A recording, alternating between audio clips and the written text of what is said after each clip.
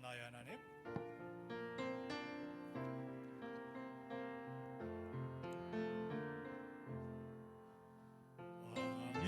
왕이신 나의 하나님,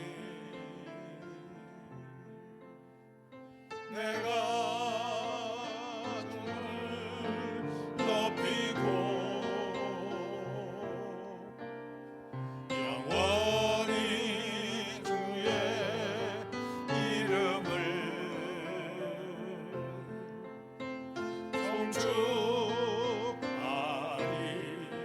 송축하리이다. 왕이신 나의 예수님, 내가 주를 높이고 영원히 주의 이름을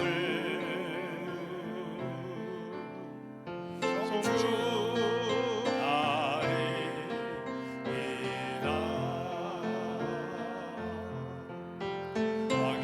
왕이신 나의 성령님,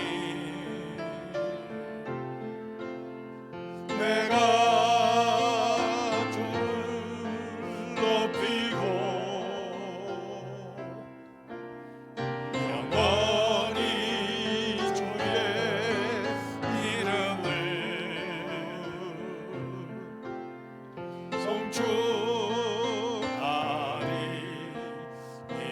송축하리이다.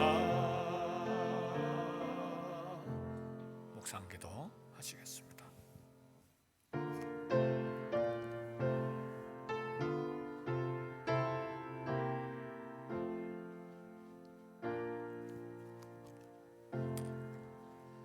여호와께서 너를 지켜 모든 환난을 면하게 하시며 또 내 영혼을 지키시리로다. 여호와께서 너의 출입을 지금부터 영원까지 지키시리로다.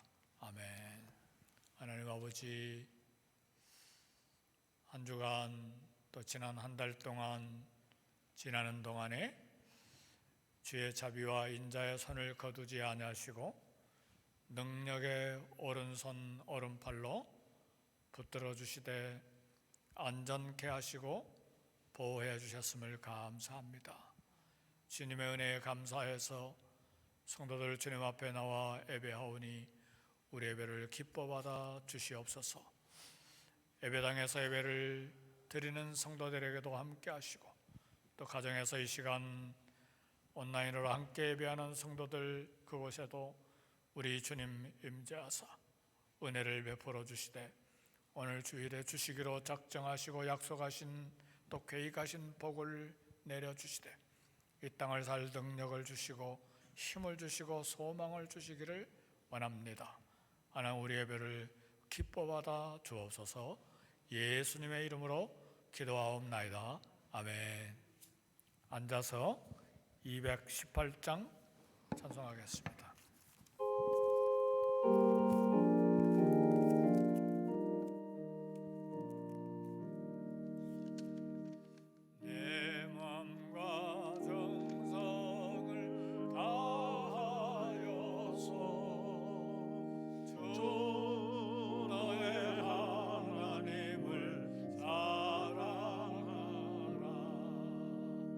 내 몸을 아끼고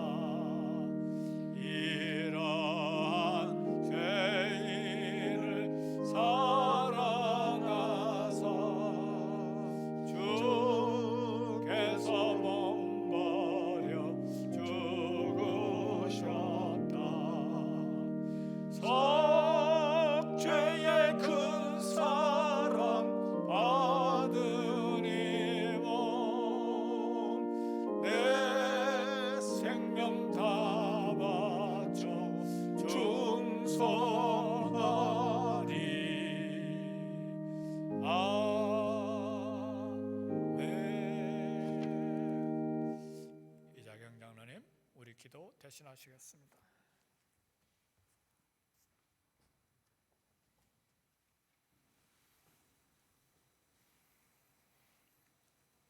사랑의 하나님 아버지, 오늘 거룩한 주일 저희들을 사랑 한인교회로 불러 모아주시고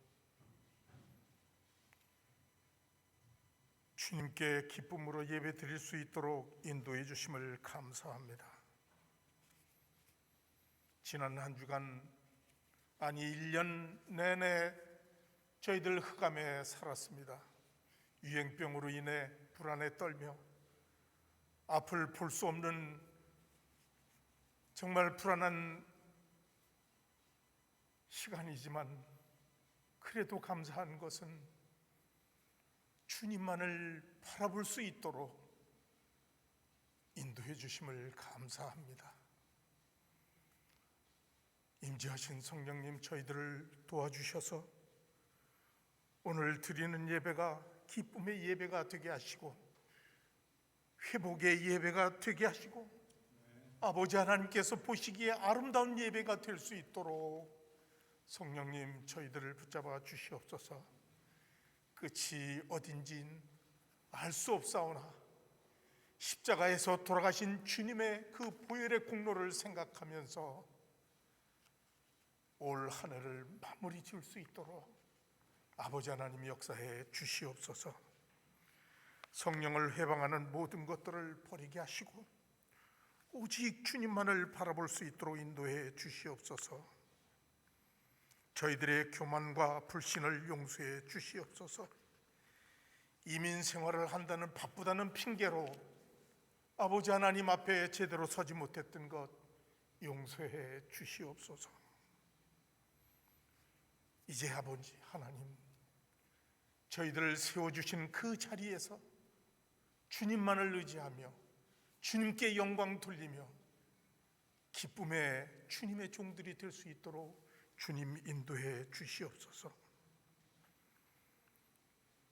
목사님을 세워주셨사오니 어려운 와중에도 주님 앞에 더욱 충성할 수 있도록 인도해 주시옵시고 오늘 단위에 세워주셨사오니 입술을 통해서 전해지는 말씀에 저희들 은혜 받게 하여 주시옵소서. 시종을 주님께 의탁합니다. 예수님의 이름으로 기도하옵나이다.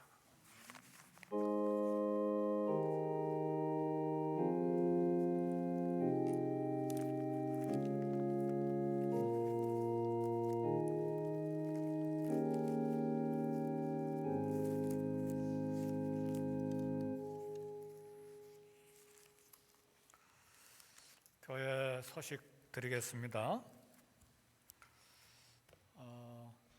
오늘이 11월 마지막 주일이고 그리고 내일 모레 12월 달이 시작이 됩니다.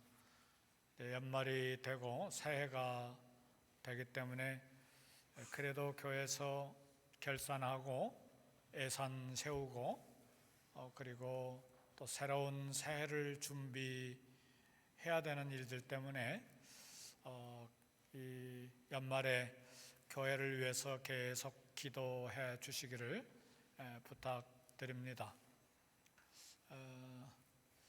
각 전도회도 또 우리 교회 임직도 이렇게 새롭게 임명해야 되고 총회도 해야 되는데 이제 우리 장로님들 당회 모이면 이야기를 나누겠습니다만 아무래도 2020년도 이렇게 총회하고 임직된 것 그대로 내년에 연임해서 해야 되지 않을까 그렇게 생각하고 있습니다. 그래도 구석구석 살펴서 연말 잘 결산하고 새해를 계획할 수 있도록 이 한 달 동안 계속 기도해 주시기를 부탁을 드립니다. 그리고 내일부터 12월 중순까지 한 3주 정도 조금 더 이렇게 위생법 잘 지키시고 또 만날 일, 나갈 일 조금 절제하고 잘 지키실 수 있기를 부탁드립니다. 특히 캘리포니아뿐만 아니라 미국 전국에서 또 그렇게 좀 조심해야 될 한 달이라 그렇게 생각합니다. 그래서 12월 늦으면 1월까지도 조금 더 조심해 주실 수 있기를 부탁드립니다. 그렇다고 해서 너무 마음이 위축되거나 힘들어하거나 그렇게 하지 마시고 평상시대로 잘 생활하시면 좋겠습니다.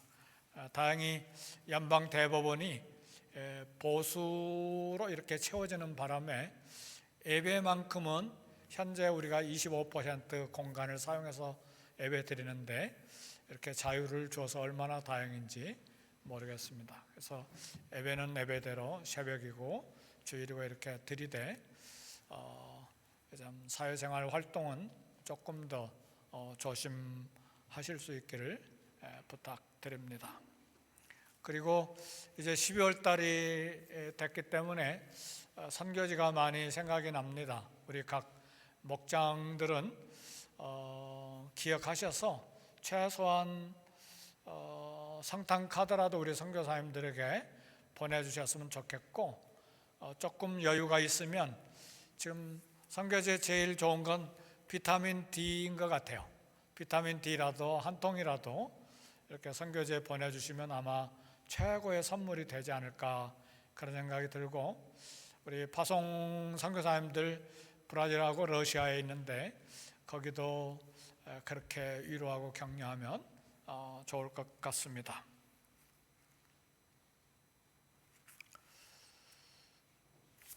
우리 찬송 220장 하겠습니다.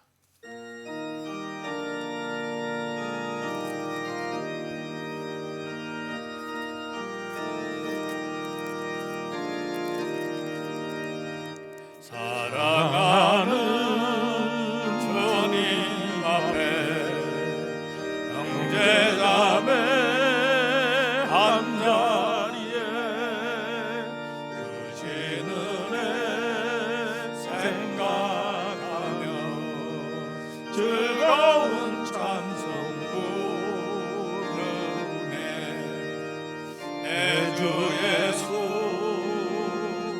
오늘마다 모든 사람 내 영같이 만난 근심 위로하고 진심으로 사랑하세 사랑하는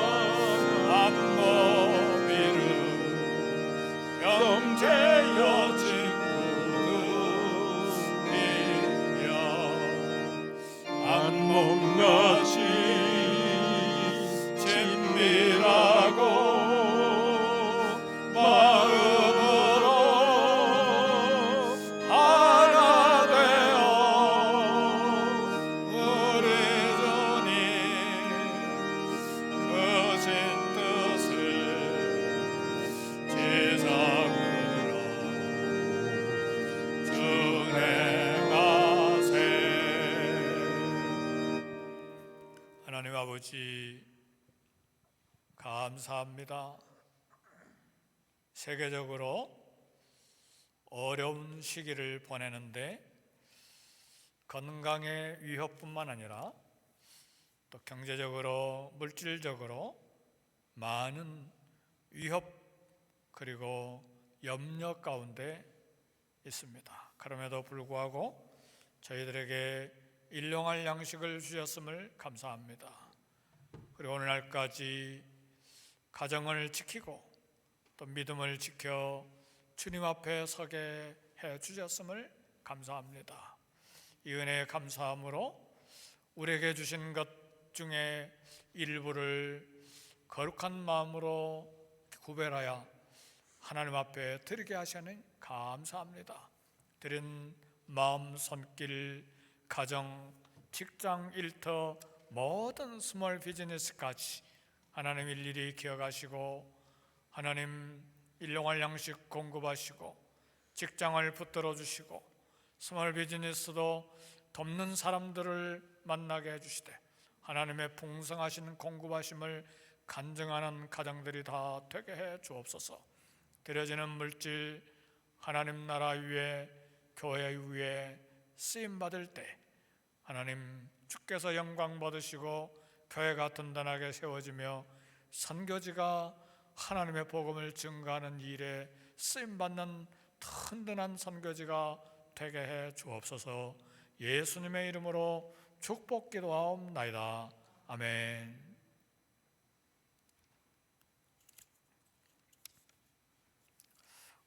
하나님의 말씀 사도행전 13장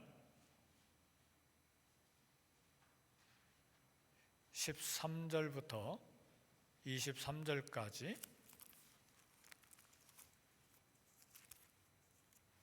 사도행전 13장 13절부터 23절까지 제가 봉독해 드리겠습니다.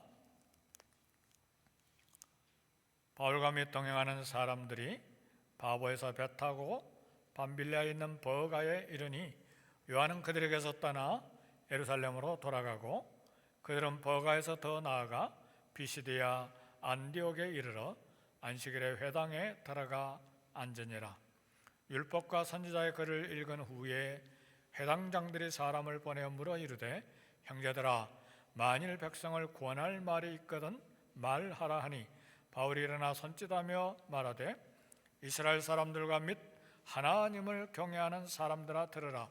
이 이스라엘 백성의 하나님이 우리 조상들을 택하시고 애굽 땅에서 나그네 된 그 백성을 높여 큰 권능으로 인도하여 내사 광야에서 약 40년간 그들의 소행을 참으시고 가나안 땅 7족속을 멸하사 그 땅을 기업으로 주시기까지 약 450년간이라. 그 후에 선지자 사무엘 때까지 사사를 주셨더니 그 후에 그들이 왕을 구하거늘 하나님이 베냐민 지파 사람 기스의 아들 사울을 40년간 주셨다가 패하시고 다윗을 왕으로 세우시고 증언하여 이르시되 내가 이새의 아들 다윗을 만나니 내 마음에 맞는 사람이라 내 뜻을 다 이루리라 하시더니 하나님이 약속하신 대로 이 사람의 후손에서 이스라엘을 위하여 구주를 세우셨으니 곧 예수라. 아멘. 우리 손을 들어서 서로 인사하실까요? 네, 지난 한 주간 또 한 달, 11월 한 달 동안 함께 하신 은혜 감사하고 반갑습니다. 모두들.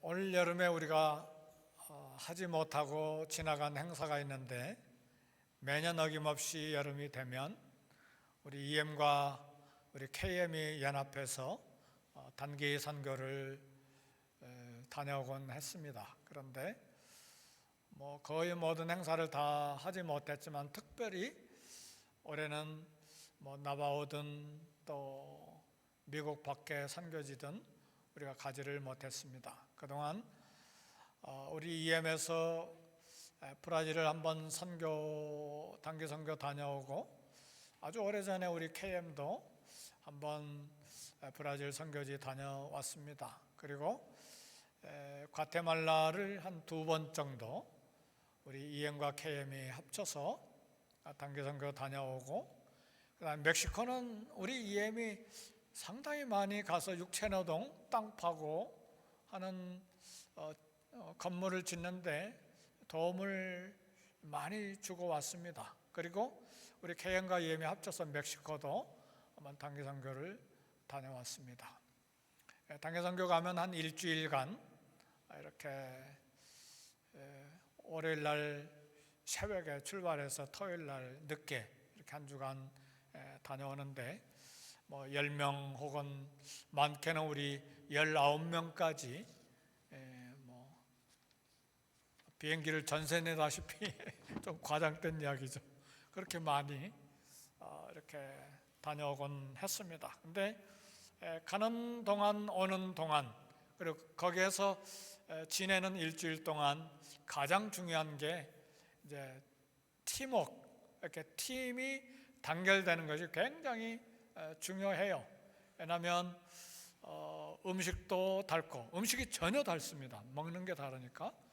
그리고 기후도 달고, 그리고 사람들 얼굴도 다 달고, 특별히 다른 것이 뭐 영어를 전혀 못 쓰니까 우리말도 못 쓰고, 그래서 그 나라 말만 써야 되고, 또 다 그 나라 말을 다 못하니까 우리 EM 청년들 중에 통역을 또 세워야 되고, 잠자리가 얼마나 열악한지 몰라요. 침대에서 자본 경험이 별로 없어요. 전부 다 바닥에서 잠자고, 과테말라에 가서는 2번 갔는데 2번 다 일주일 동안 샤워를 한 번도 못했습니다. 겨우 얼굴에 물 묻혀가지고 세수할 정도, 그래 칫솔 뭐 이빨 닦고 그 정도. 그러니까 선교지가 굉장히 열악해요. 그러다 보니까 긴장하고 또 새로운 그런 생활을 함께 늘 같이 살았던 사람들이 아니고 일주일에 한 번씩 만났던 형제자매들이 그곳에 24시간 같이 지내야 되니까 텐션이 많아요. 그래서 조그만 일도 이렇게 마음이 쓰이고 금방 섭섭하기도 하고, 또 섭섭한 걸 미국에서는 그냥 이야기해도 되는데 그곳에서는 말도 못하고 끙끙 앓다가 좀 어려운 일을 겪기도 해요. 그러니까 가기 전에 금식도 하고, 한 2달 동안 우리 훈련하잖아요. 최소한 8주 이상 우리 훈련합니다. 금식도 하고, 그리고 선교 이론, 문화 적응, 여러 가지 신학적인 거, 선교학적인 거 이야기하고, 강사들도 모셔서 강의 듣고, 우리 그렇게 해서 과테말라, 멕시코, 그리고 나바호 선교지까지 다녀온 것입니다. 그럼에도 불구하고 섭섭한 일이 생겨가지고 나 더 못 있겠습니다. 비행기 타고 혼자 이렇게 LA로 돌아와 버리면 그건 큰일이에요. 자그마한 일이 아니에요. 사역 자체가 완전히 다운되고 무너지는 거예요. 그런 일이 일어나서는 안 되죠. 바울 일행이 안디옥 교회에서 선교사로 파송이 돼서 바울과 바나바와 그리고 수종다로 마가를 데리고 첫 선교지가 사이프러스 구브로 지중해 앞바다에 있는 큰 섬에 파송되었는데, 그것이 바나바가 태어난 고향입니다. 유대인이지만, 레위지파 유대인이지만 그곳에서 태어나서 자란 바나바, 안디옥 교회에 파송을 받아서 이제 첫 선교지로 거기에 갔는데 사역이 잘 끝났어요. 그리고 이제 섬을 떠나서 배를 타고 육지가 있는 밤빌리아 버가, 지금으로 말하면 터키입니다. 바울의 고향 다소가 상당히 먼 데인데 터키가 있는 육지 대륙을 향해서 배 타고 밤빌리아 버가에 도착했는데 문제가 생겼어요. 오늘 말씀 보니까 같이 따라갔던 마가 요한이 어땠습니까? 거기까지 갔다가 무슨 어깃장 놓을 일이 생겼는지, 어려운 일이 생겼는지 배 타고 육지까지 갔다가 그냥 예루살렘 자기 집으로 되돌아가 버렸어요, 혼자. 바울과 바나바가 얼마나 마음의 부담이 됐겠어요. 또 선교지에 가면 할 일이 많거든요. 지난번에 나바오 갔는데 우리 아이들이 한 6명 같이 따라갔는데 얼마나 일을 많이 하는지 몰라요. 우리 다 증인들이에요. 뭐 말 안 해도 뭐 청소하고 휴지 줍고 바닥 쓸고 정리하는, 그러니까 한 사람 더 필요한데, 더구나 이 3사람이 갔는데 얼마나 일손이 많이 필요하겠어요. 근데 중간에 마가 요한이 예루살렘 집으로 되돌아가 버렸으니 얼마나 당황했겠어요. 전도가 힘들었을까? 잠자리가 불편했을까? 음식이 맞지 않았을까? 근데 이 사도행전을 쓴 역사가 누가는 아무런 이야기 하지도 않고 그냥 마가가 그냥 그들에게서 떠나 예루살렘으로 돌아가고 배를 타고 밤빌라에 있는 버가에 이르렀는데, 요한은 마가를 말해요. 그들에게서 떠나 예루살렘으로 돌아가고 그냥 그걸로 끝났어요. 그냥 아무 이야기도 안 하는 거예요. 아마 아무 이야기도 안 하는 거 보니까 곤란한 일이 있었던 거예요.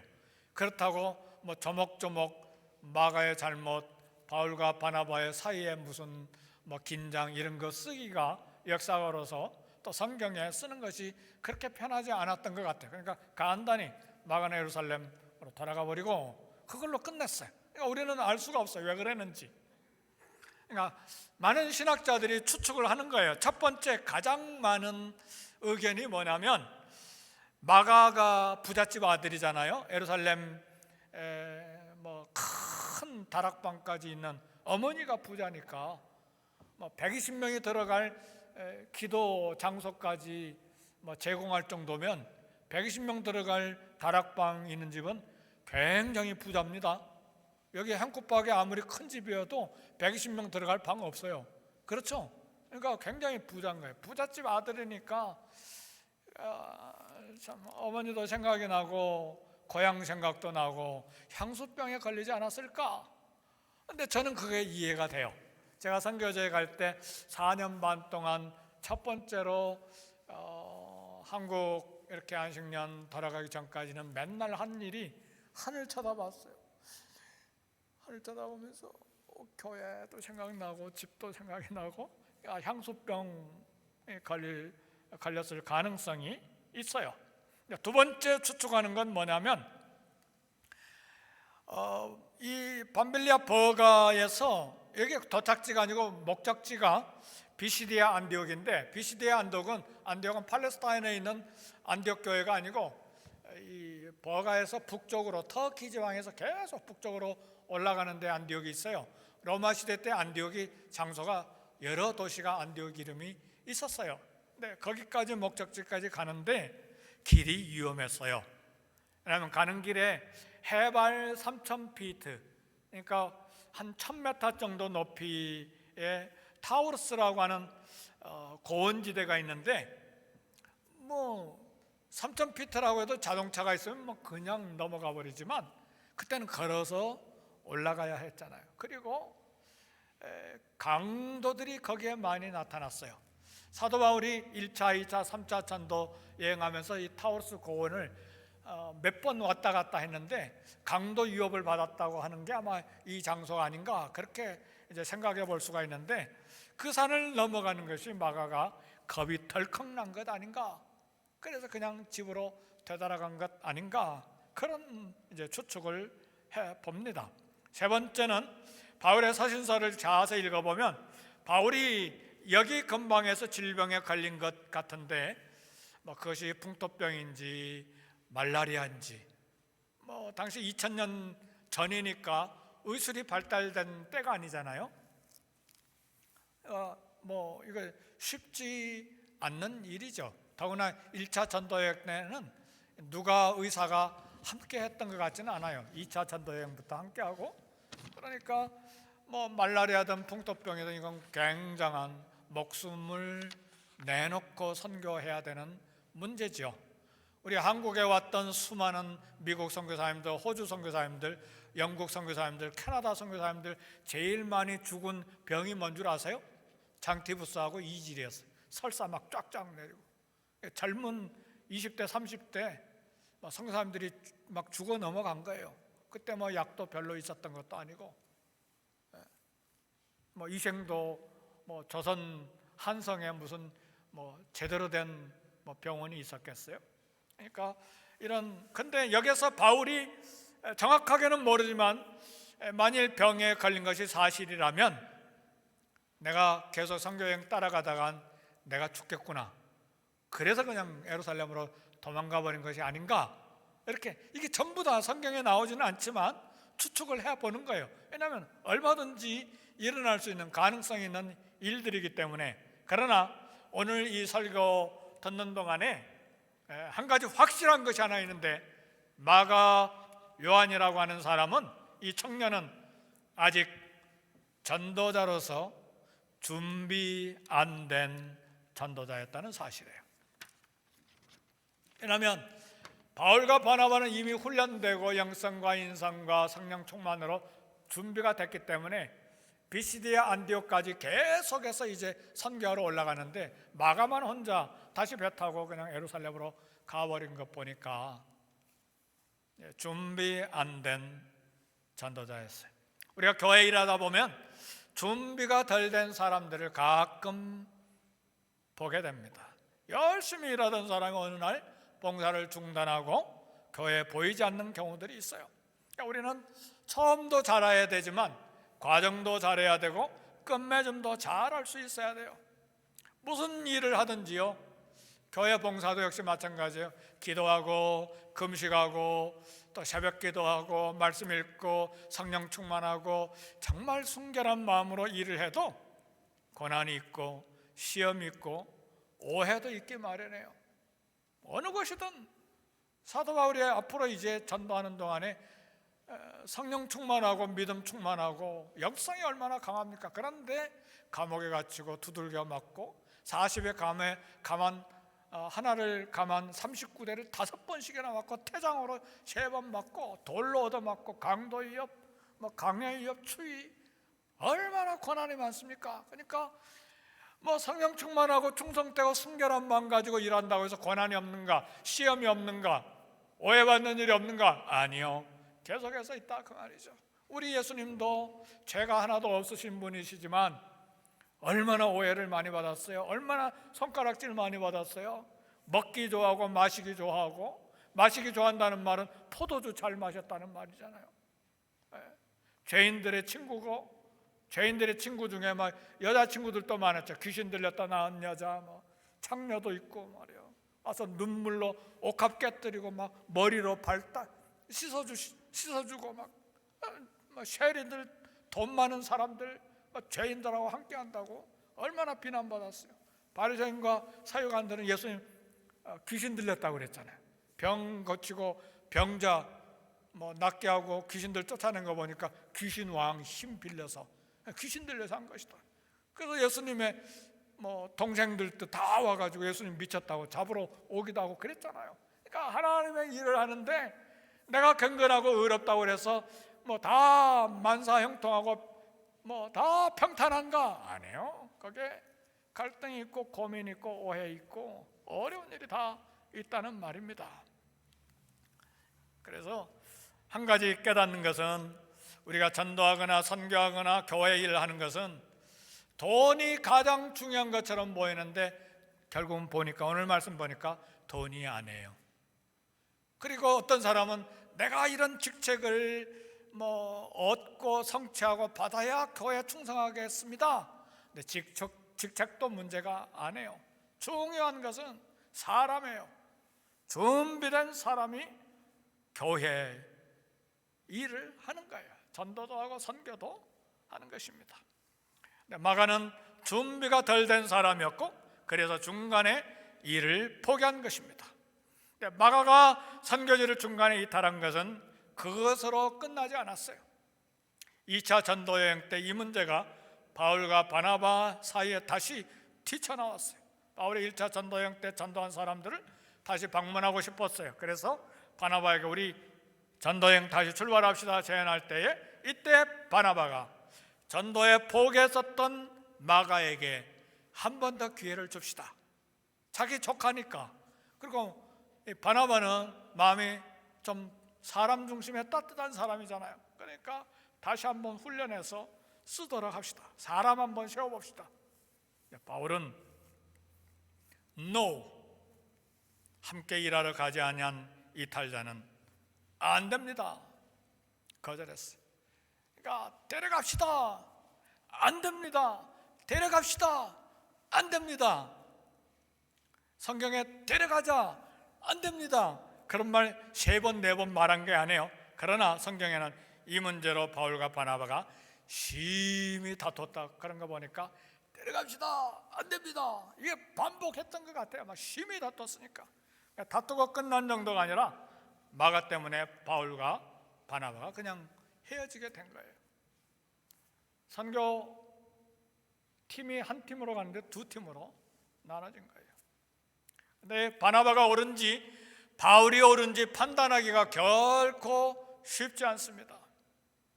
우리가 알 수 있는 것은 바나바는 일보다 사람을 중요하게 생각하는 사람 중심형의 그런 사역관을 가지고 있었어요. 그런 인생관, 그런 세계관을 가지고 있었어요. 반대로 바울은 어찌하든지 이 일을 성취하고 해내야 된다는 일 중심형의 사역관, 그런 인생관, 세계관을 가지고 있는 사람이었어요. 따라서 이 문제는 누가 좋고 누가 나쁘냐의 문제가 아니라 은사가 다른 거예요. 하나님께서 어떻게 쓰시느냐의 문제예요. 그래서 다르다는 것은 비판하는 것이 아니라 서로 도와주고 서로 보완해 주라는 말이에요.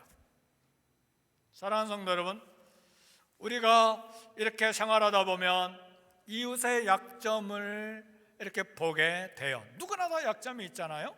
연약한 점이 있고 허물이 있고. 그러나 이웃의 약점을 보았다면 그것은 비판거리가 아니라 보완해 줄 것을 본 거예요.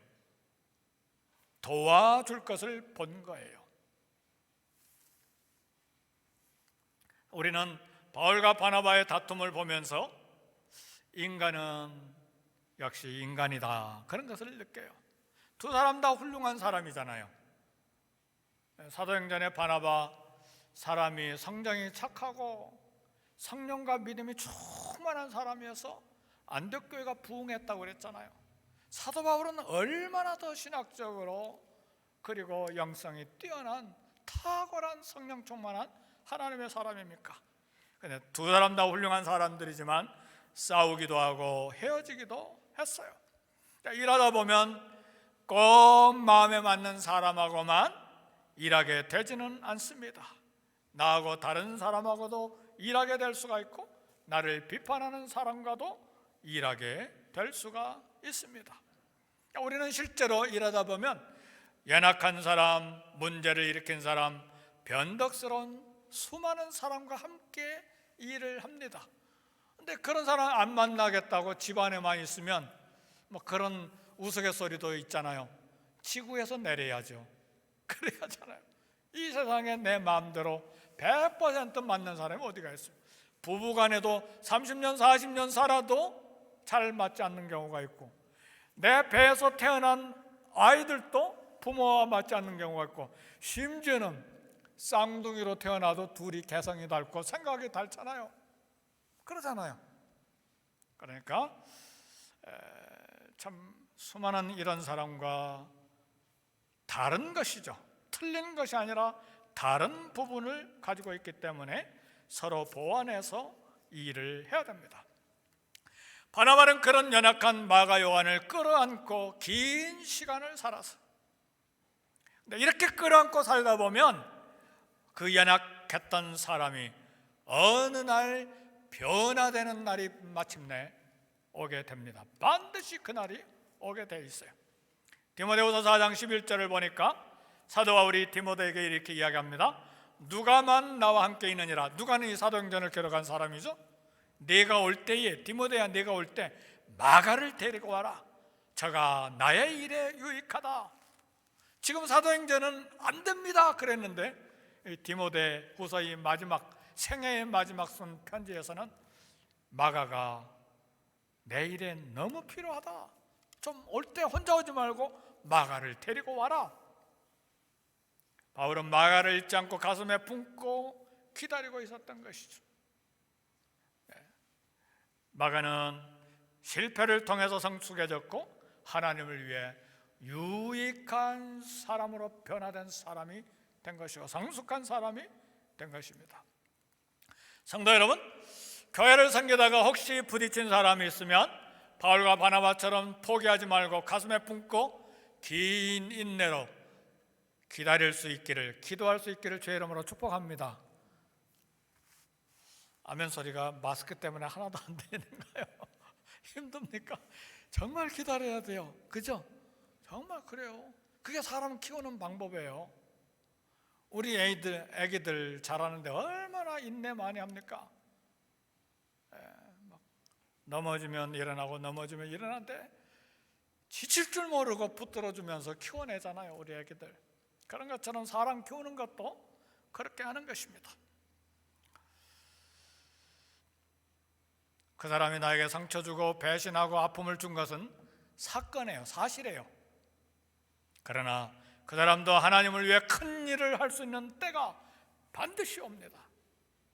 그래서 인생의 끝날에는 모두에게 좋게 끝나야 돼요. 그리고 결론이 모두 좋아야 돼요. 마음의 아픔으로 남으면 안 돼요. 절대로 결론은 아름답고 귀하고 좋게 끝나야 됩니다.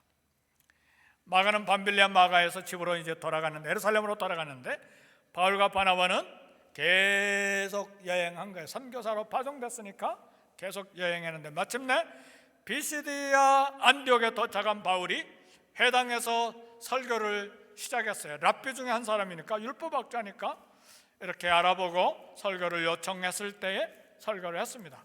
사도행전은 3대 설교가 있는데 베드로 설교가, 위대한 베드로의 설교가 나와요. 그리고 순교한 스데반 설교가, 정말 놀라운 스데반의 설교가 나오고, 그 다음에 세 번째 설교가 바울 설교가 나오기 시작하는데 오늘 본문이 바로 그 부분입니다. 바울은 구약 역사 속에서 나타난 하나님의 사랑을 설교했습니다. 근데 굉장히 길어요. 설교가 굉장히 긴데 오늘 본문 다 읽지도 못했어요. 근데 그걸 요약하면 이거예요. 이스라엘 백성들은 계속 하나님을 배반하고 계속 못된 짓 하고 계속 불순종하고 계속 악을 행했다. 그러나 하나님은 이스라엘 백성의 구원을 위해서, 우리 주님은, 우리 하나님은 낙심하지 않냐고 중단하지 않냐고 이스라엘의 구원을 위해서 계속해서 일하셨다.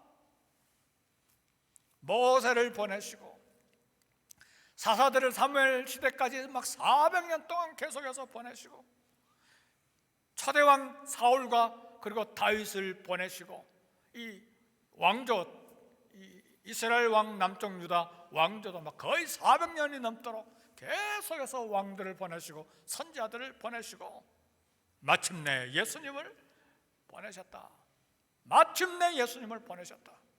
그러니까 우리 하나님은 이스라엘의 반역, 이스라엘의 불순종, 이스라엘의 이 못된 악행, 거기에 실망하지 않고 인내하고, 호세아서를 읽어보면 하나님이 얼마나 고통 중에 인내하셨는지, 막 구구절절히 고통 중에 인내하시죠. 그러면서도 사랑하시잖아요. 그래서 구약의 역사는 어느 학자 이야기대로 구약의 이스라엘 전체 역사는 인간의 실패의 역사다. 그러나 구약의 역사는 하나님의 사랑이 마침내 승리한 역사다. 그렇게 이야기를 했습니다. 이것이 하나님 아버지의 열심이요 하나님의 사랑이요 복음의 능력입니다. 바울은 구약의 역사를 설교한 것이 아니라 예수님에 대해서 설교한 거예요. 바울 설교의 결론은 예수님이 구원을 주시는 메시아임을 선포한 거예요. 이스라엘 백성들이 제사를 드리고 이스라엘 백성들이 선한 공적 업적을 쌓아서 구원받은 것이 아니라 예수님이 십자가에 죽으시고 그리고 부활하셔서 그분을 믿는 사람, 그것 때문에, 그 의 때문에 너희들이 구원받게 된 것이다. 바울의 설교의 결론은 그것입니다. 십자가에 죽으셨다가 다시 살아난 예수님을 믿음으로 의롭게 되고 구원받았다는 결론입니다. 그래서 히브리서 3장 1절에 보면 형제들아 우리가 믿는 도리의 사도이시며 대제사장이신 예수를 깊이 생각해라 그랬어요. 십자가에 죽으신 예수님, 다시 부활하신 예수님을 깊게 생각하라 그 말씀이에요. 십자가를 볼 때마다 예수님의 사랑이 어떤 사랑인지를 생각해야 된다는 말이죠. 나는 예수님 사랑 별로 안 받은 것 같아요. 천만에요. 십자가를 보세요. 십자가는 우리 하나님 아버지의 고통스러운 사랑의 고백입니다. 우리를 뜨겁게 사랑하는 증표이기도 하고 고통스럽게 사랑하신 증표가 바로 십자가에서 나타난 하나님의 사랑의 계시입니다. 그리스도께서 죽으심으로 우리에 대한 사랑을 확증하신 하나님을 생각해라 그 말이죠. 나를 살리려고 아들의 몸값을 바치신 하나님, 아들의 핏값을 지불하신 최고의 사랑은 십자가에서 나타난 것이죠. 성도 여러분, 예수님 믿는 우리 그리스도인들의 가치는 얼만큼 되겠습니까? 저와 여러분의 가치는 얼만큼 되겠어요? 미국 이 거대한 대륙에서 살다 보니까, 그리고 알아주는 사람도 없고 경제적으로 사회적으로 그리고 뭐 학문적으로 별 보잘것 없으니까 별 볼 일 없고 가치가 없는 것 같습니까? 성도 여러분, 우리 예수 믿는 그리스도인들의 가치는 예수님의 몸값입니다. 하나님의 아들의 피값의 가치가 있어요. 하나님 아버지께서 아들의 목숨을 바치시고 저와 여러분들을 구원하셨기 때문에 그렇습니다.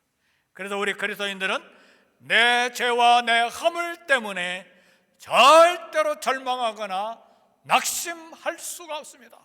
예수님의 이 놀라운 우주를 덮고도 남는 십자가의 거대한 사랑을 생각하면 내 허물과 죄 때문에 내가 낙심하고 절망하고 주저앉아 있을 수는 없어요. 그 핏값이 거대하고 위대하기 때문에 하나님 앞에 감히 그럴 수가 없죠.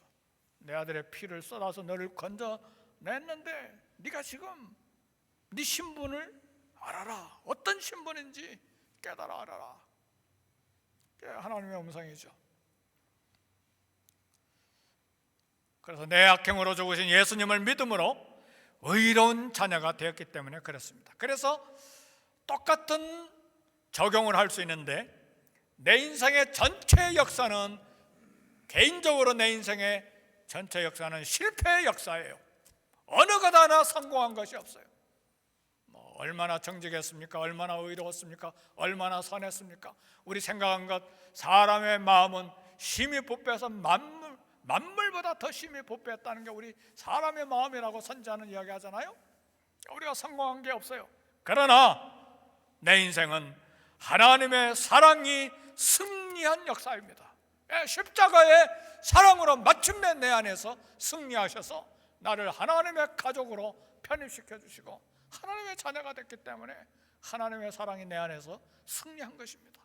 그래서 사랑하는 성도 여러분, 나는 실패한 인생이다 그렇게 말하지 말고 그리스도 안에서 나는 성공한 역사를 가지고 있다.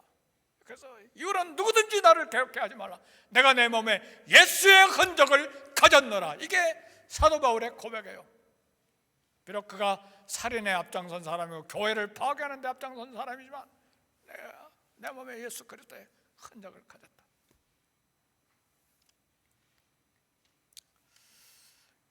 인간은 마가의 실패를 보지만 하나님은 마가 요한의 미래를 보셨습니다. 그래서 하나님은 마침내 마가를 복음서의 척책인 마가복음을 쓰는 저자로 쓰신 거예요. 할렐루야. 이런 하나님의 역사, 이런 하나님의 열심, 이런 하나님의 사랑이 오늘 마가에게만 흐르고 있는 것이 아니라 저와 여러분에게도 흐르고 있다는 사실을 확신하시기를 제 이름으로 축복합니다.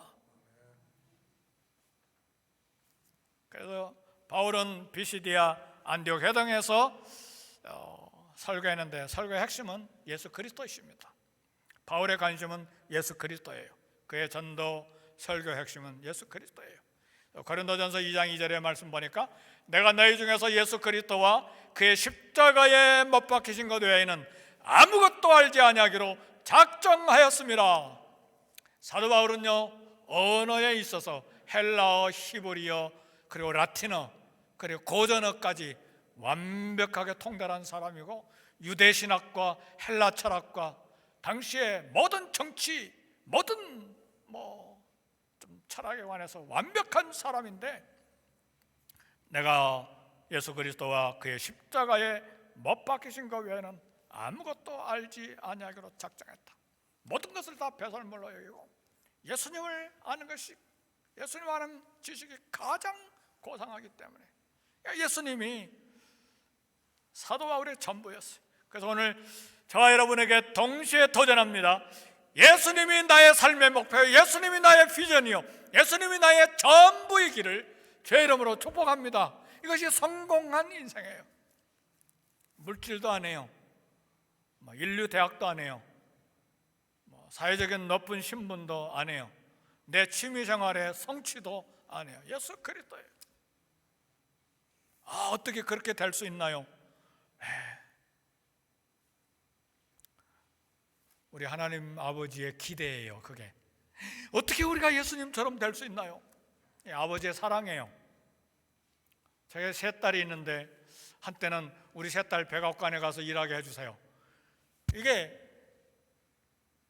학력으로 보나 경력으로 보나 언어로 보나 도무지 미치지 못하는 것인데 왜 그런 기대를 갖느냐? 그게 부모의 사랑이에요. 그게 부모의 사랑이에요. 자식에 대한 기대예요. 마찬가지로 하나님이 저와 여러분에 대한 기대는 예수님의 수준까지예요. 그리스도의 장성한 분량에까지 우리가 자라기를 원하세요. 이것이 불가능한 것이 사실인데 그게 아버지의 기대요, 아버지의 사랑이에요. 아버지는 거기까지 우리가 가기를 원하는 거예요. 이게 놀라운 아버지 하나님의 사랑이에요. 도무지 우리는 불가능하죠. 제 세 딸들이 백악관에 가서 국무장관이 된다, 불가능하죠. 그러나 아버지는 거기까지 생각하는 것이 아버지 사랑이니까. 하나님도 역시 마찬가지예요.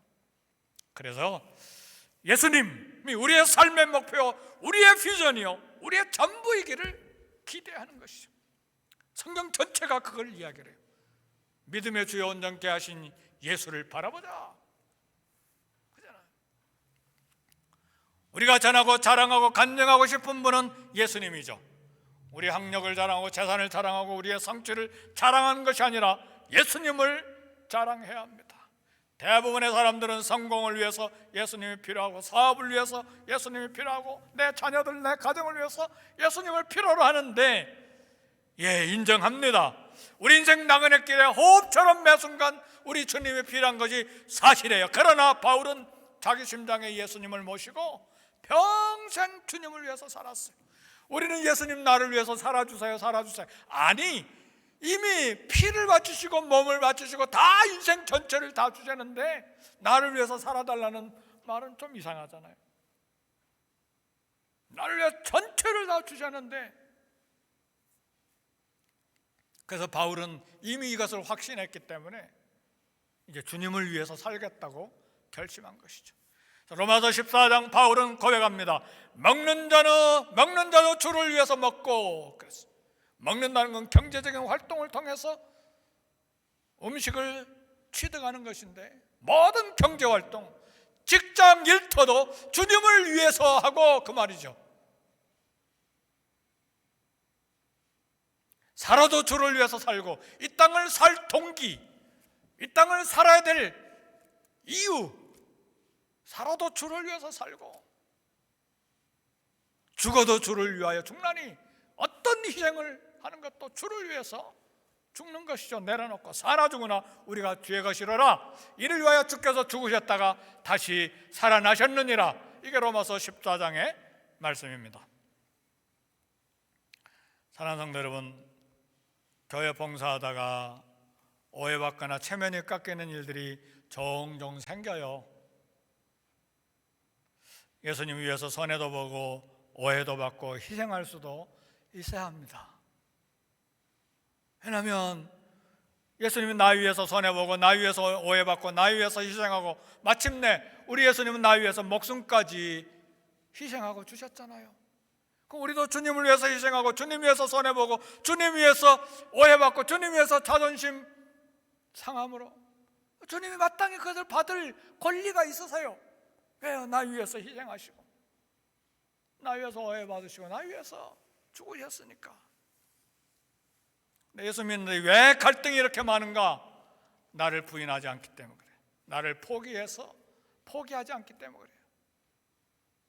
계속 나를 주장하기 때문에 그렇게 된 것이죠. 그래서 우리 주님은 누구든지 나를 따라오려거든 자기를 부인하고 자기 십자가를 지고 나를 좇을 것이니라.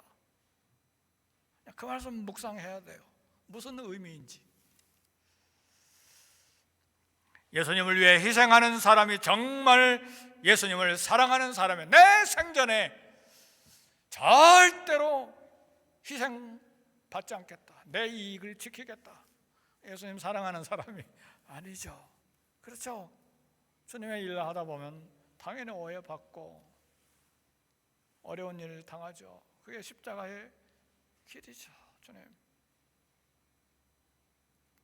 삶을 결산할 때 예수님을 위해서 삶을 쏟아 부었다고 그렇게 인생의 평가되기를 주의 이름으로 축복합니다. 우리 한 1분간 말씀 생각하면서 함께 기도하십시다.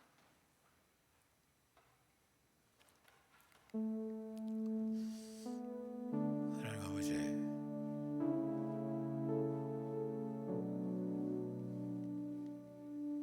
주님,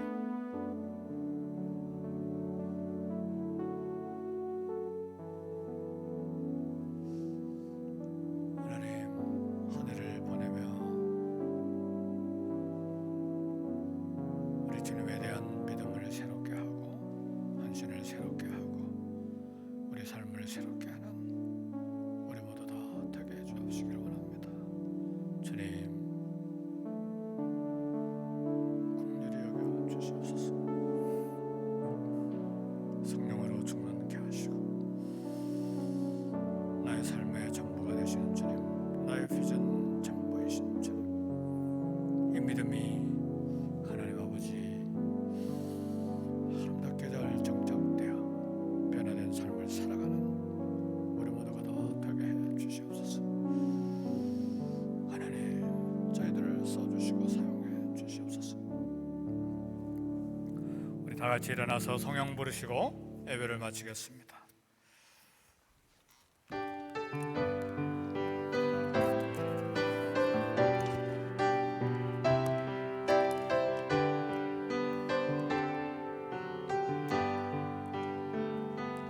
여기에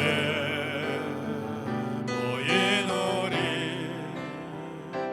주의 은총 받은 자여라. 주께서 이 자리에 함께 계심을 아노라. 언제나 주님만을 찬양하며 따라가리니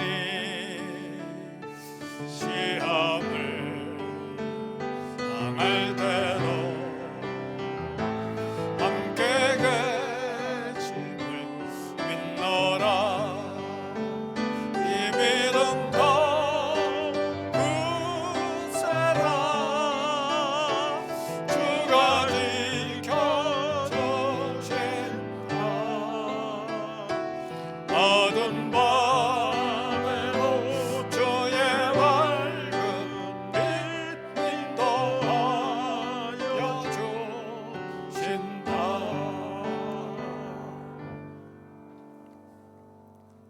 지금은 우리 주 예수 그리스도의 은혜와 아버지 하나님의 극진하신 사랑하심과 성령님의 감화 감동 축복하심이 예수님을 목표로 삼고 예수님을 위해서 살기로 결단하는 사랑하는 모든 성도들 머리 위에 지금으로부터 영원토록 함께 계실지어다. 아멘.